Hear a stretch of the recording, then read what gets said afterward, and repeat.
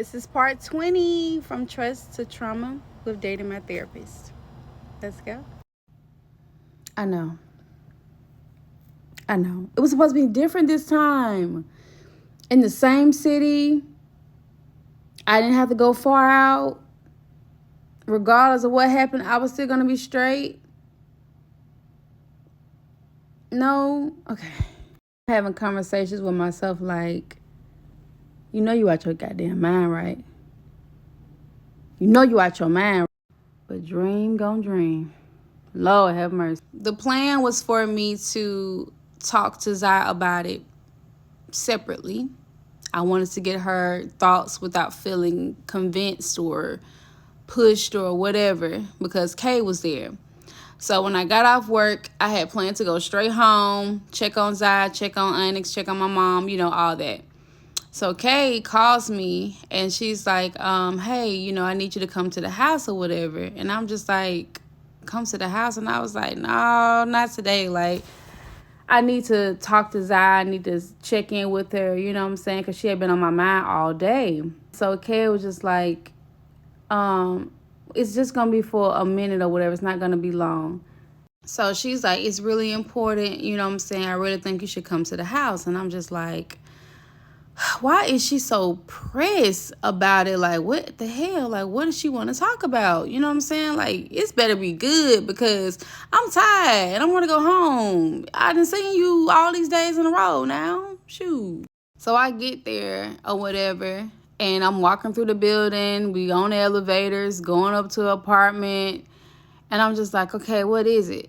Or whatever. And she was just like, dang, like, you ain't gonna... Girl, get to the point. So she's like, I just want you to sit down or whatever. Sit down. Oh, wait a minute. This is one of them talks. I'm sitting down or whatever. And she just like, so I talked to Zai today. And I'm like, I just know like, hell, she ain't talked to this damn girl about this. And it's gonna be an automatic no now, because you just done pissed me off. And she's like, no, not about the house or none of that. She don't know anything about that. She was just like, she shared some stuff with me that I think that you should really know about. It's very serious. And she was scared to tell you. And so she decided to tell me because she knew that, she wasn't really sure of your reaction.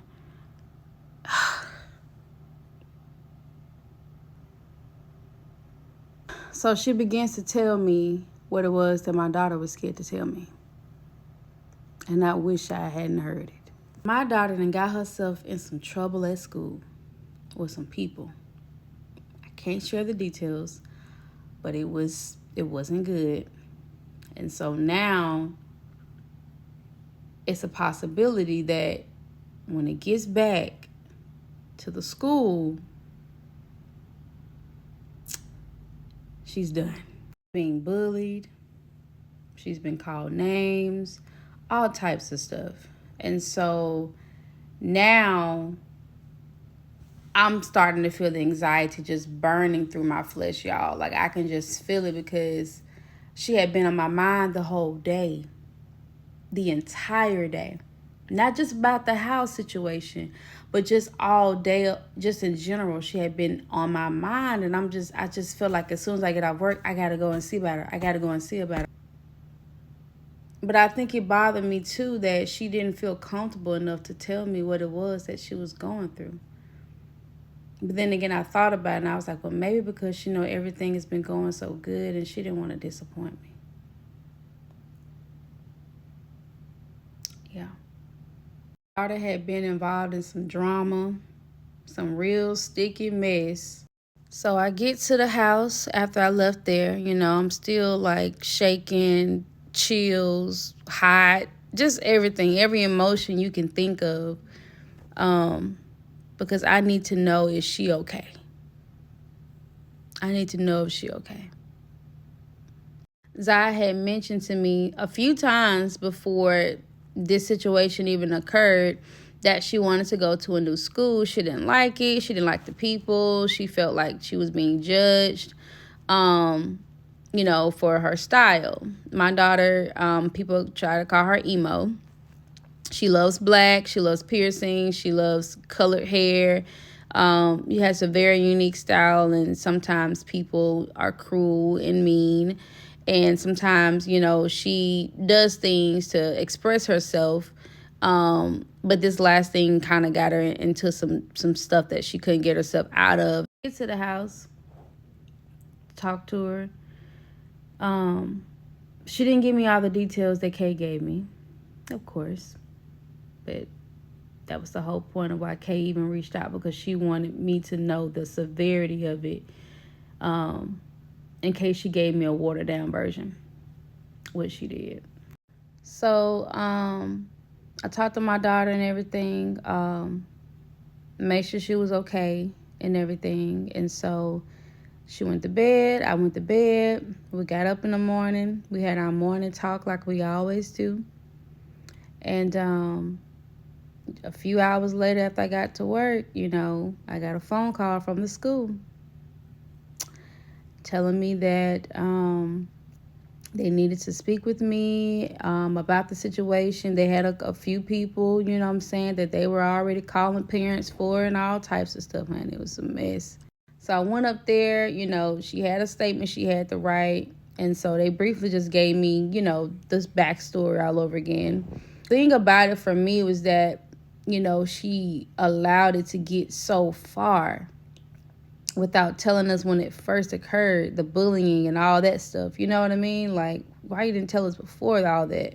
So when we left the school, we ended up going to Kay's house, her apartment or whatever. We talked about the situation. We allowed Zai to talk about how she felt. At this point, only me and Kay knows about the situation. My mom doesn't know or anything. It's just Kay and I. I asked her, I said, are you thinking about harming yourself? She said, no.